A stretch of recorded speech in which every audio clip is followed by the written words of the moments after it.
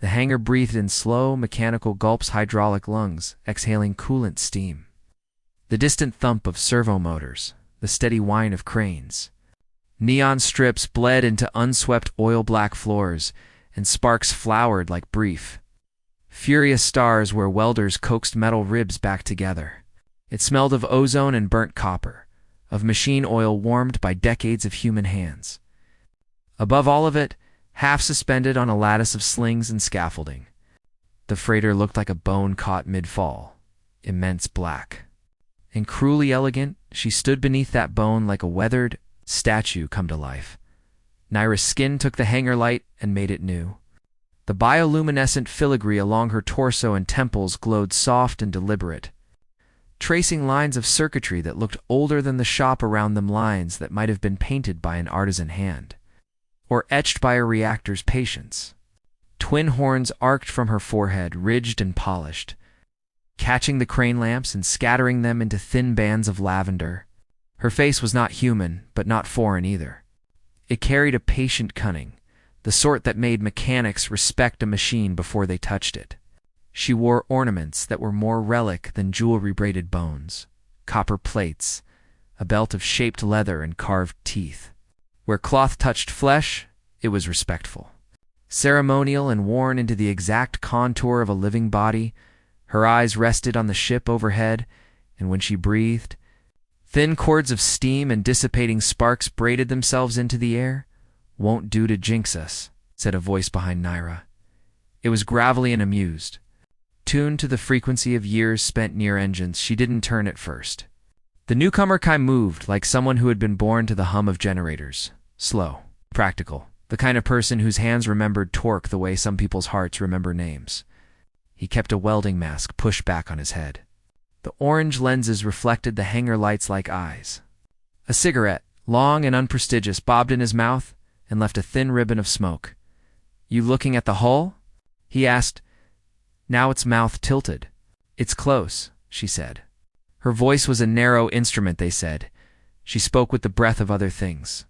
Her accent had honeyed consonants, not because she meant to soften words, but because the syllables were older than the hangar's rules. Kai's eyes drifted from the ship too. Naira, and then to the scaffolding. "Close is good. Close means it can fly again. You know, the board's been eyeing the schedule?" Naira let her hand fall away from the air as if releasing something fragile. "The board watches schedules the way priests watch offerings," she said. "They will go hungry if we bend too much, and we won't bend." Kai reached for a tablet resting on a crate, flicked the screen. Diagrams blossomed, neon tracings of thrusters and conduits. "Fuel cells at Bay 7 shows stress. You're the one who saw that first. You get the choice of the first burns." A thin laugh escaped Naira. It sounded like metal being struck and not breaking. "I do not need the choice. I need the parts." Around them, the hangar's chorus shifted.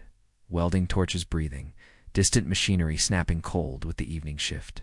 A clatter as a scissor lift was moved out of place.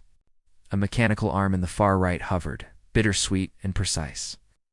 Lowering a crate stamped with a corporate sigil, Naira's gaze went to the crate, then to the freighter.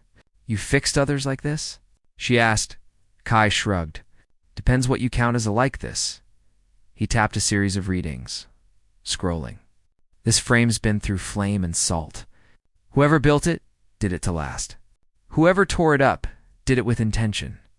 Naira's shoulders flexed.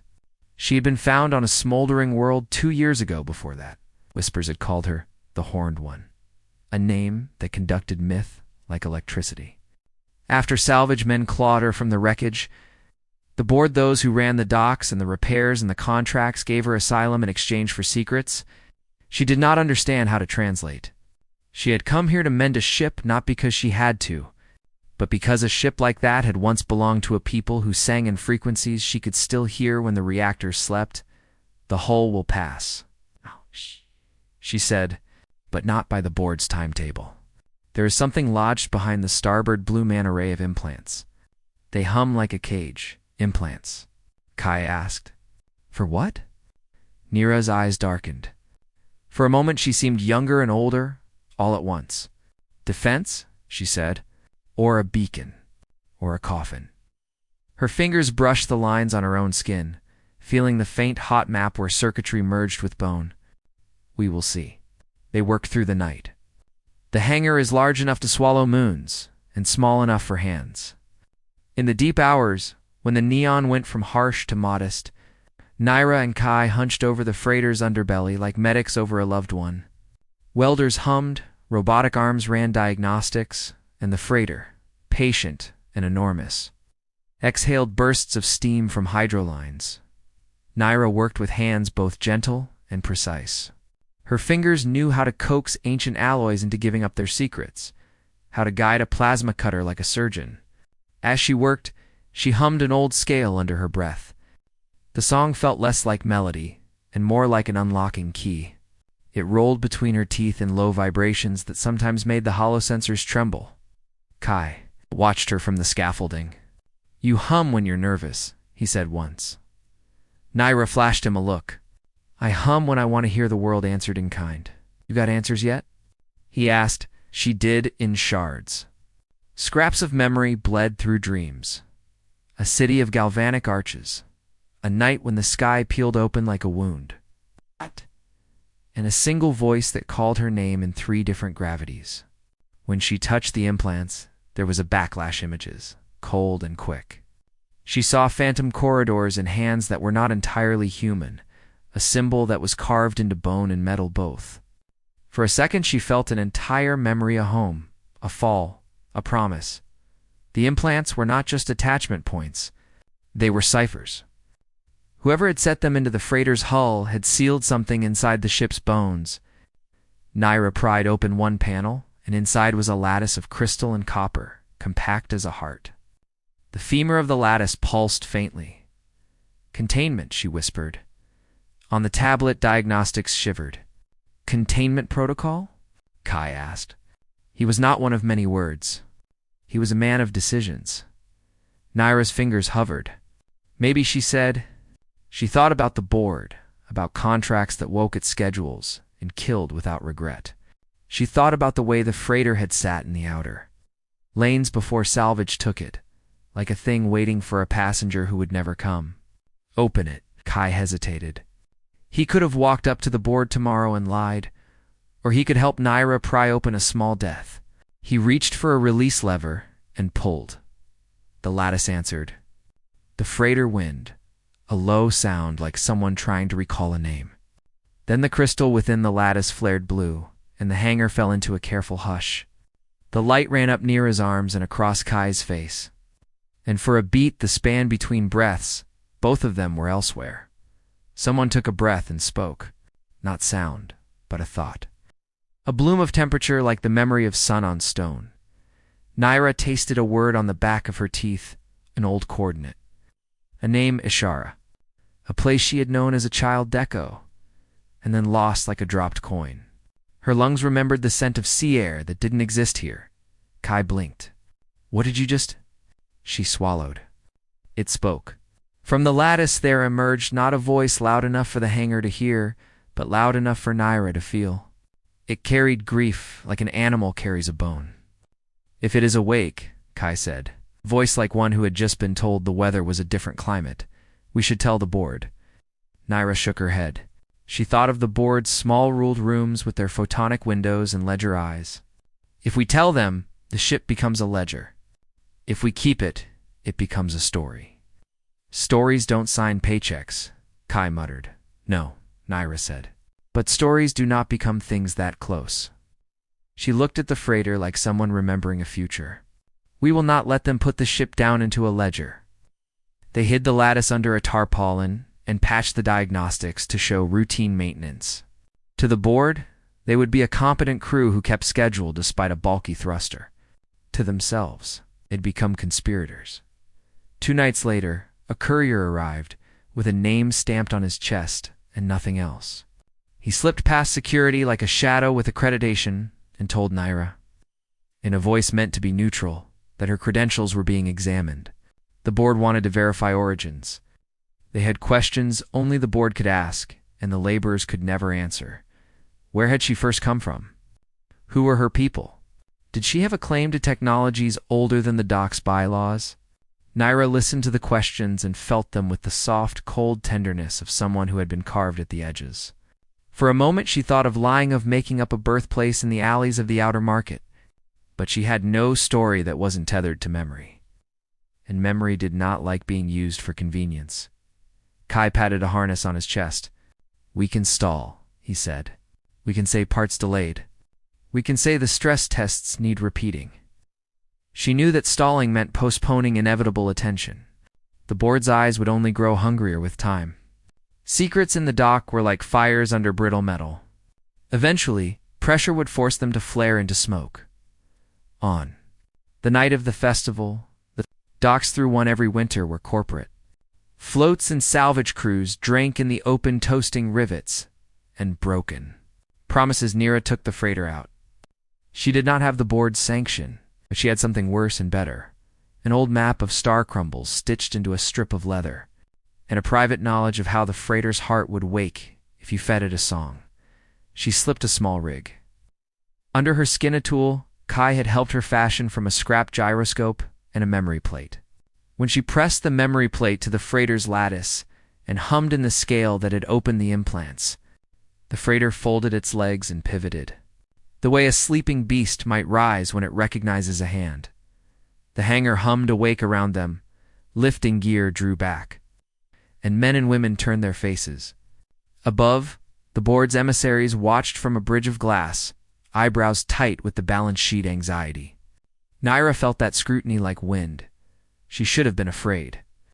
Instead, she was exhilarated, as if the freighter and she were two old friends, who had agreed to run away together for once.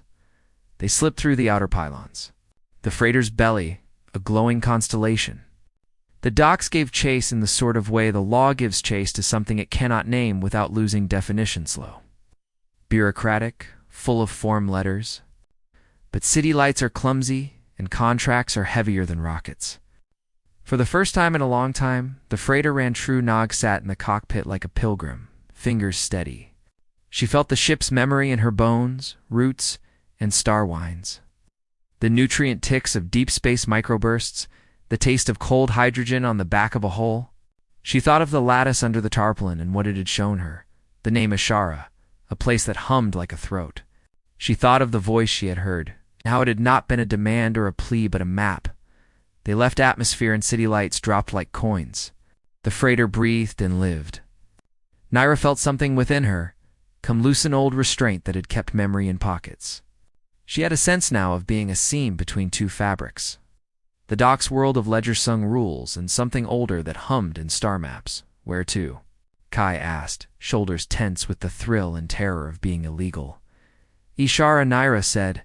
Saying the name made her feel both braver and smaller. "We follow the lattice," Kai whistled low.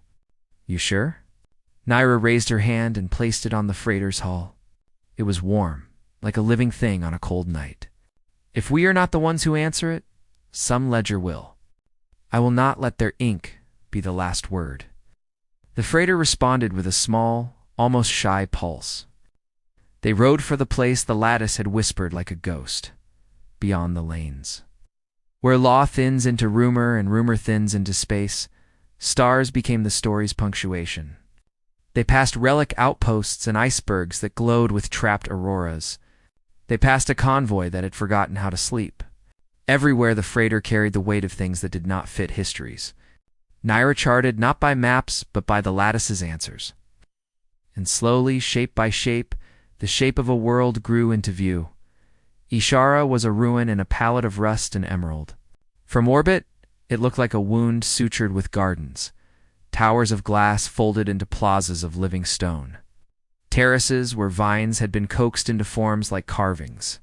The docks in the freighter's memory said Eshara was gone, stripped by wars, buried by ice, eaten by leavings. But Naira felt the place differently, as if it waited. They orbited once, and then again, coaxing the ship's sensors not to plunder, but to listen. The lattice hummed and resonated, and in that sound, Naira felt a chorus, not voices, but signatures. There were remnants thin as breaths of a civilization that had converted its sorrow into music. Kai strapped himself in and looked at her with a half-smile.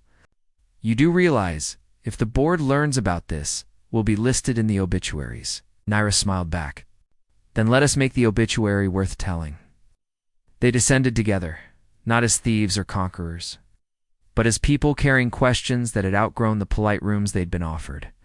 The city on the planet was a cathedral of salvage and memory. Time had not erased its bone. It had given it a different currency. Naira felt the lattice go bright as they crossed the sky, and the sensors fed back the first signs of what lay beneath. Not a vault of weapons, but a place of music and memory and archive encoded into architectonic forms. She felt something cold in her chest, like the echo of a name, and, for the first time since she had been found, remembered a face that might have been her mother or her mother's friend, who had pressed a coin into her hand and whispered a direction. "This is home," she said, but the word was not simple, or the place that once tried to be. Kai's hand found hers like friendship that had chosen to be bold. Then let's see what they kept. Beneath the ruin, corridors opened like the inside of a throat. The freighter's lattice sang in a key that made stone remember the positions of gardens. Lights roamed like moths. When they entered the main chamber, perched before an altar of cracked crystal, Naira felt the full weight of history bend toward her. Engravings crawled across the walls like maps. Pieces of memory unfurled and settled on her skin, and in the center of the chamber was the thing the lattice had wanted to protect. A casket. Not of metal, but of folded sound and glass. Humming in a spectrum Naira had not been taught to name. It did not seem a prison at all, but a recorder. A vessel designed to hold a civilization's song, Naira understood then. Ashara had encoded itself into machines not to hide but to remember. They had chosen preservation as a form of rebellion against erasure. The implants on the freighter were keys meant to carry the call of this archive across the void, until a hand that remembered could lay the music down again. She crouched before the casket and placed her palm on its glass. The music poured into her like cold wine, like a tide of light. Memories uncoiled. Festivals that had lit whole oceans. Technologies that taught people to heal air with gardens. Treaties signed by planting seeds. And under those glories, the ache, a war whose reason had faded but whose results remained silenced cities. Names stripped from ledgers, the archive filled her like an instrument. She felt the identity of Ashara assemble and then disassemble in her chest. For a moment, she belonged not to the dock or to the hangar, but to an entire city that was alive inside a sound. When it finished, silence came back like a tide going out. Naira looked at Kai and saw tears he had not known he kept. "We can't keep this quiet," said uncertain. She drew in a breath like gathering a blade's edge. "We can let it be ledgered, or we can make it sung again." "I will not let our ledger be the last voice," Kai nodded. They had crossed the point where survival required more than cunning. It required myth above the planet. The freighter chirped and held like a faithful thing. Naira felt the lattice inside her, part memory plate, part ship key, warm and alive. She knew then that the freighter was not a vessel alone, but a promise. To carry Ashara's song into the stars until ears answered, they would be hunted. They would be courted by those who wanted to monetize memory. And they would meet those who would kneel because the song was holy and made them feel less alone. It would be a long story, ledgers to battlefields. Small betrayals, big reckonings, but in the chamber, with the cracked crystal and the hum of old sanctifications, Naira made a decision as simple and dangerous as breathing. "Then we make them listen," she said. Kai laughed, then a sound full of reckless relief. Outside, the freighter folded its wings like a great animal settling to the only comfortable sleep it had known in decades. Inside, two humans, one more human than most, sat in the light of a city's memory and planned the next line of a story they would not let die.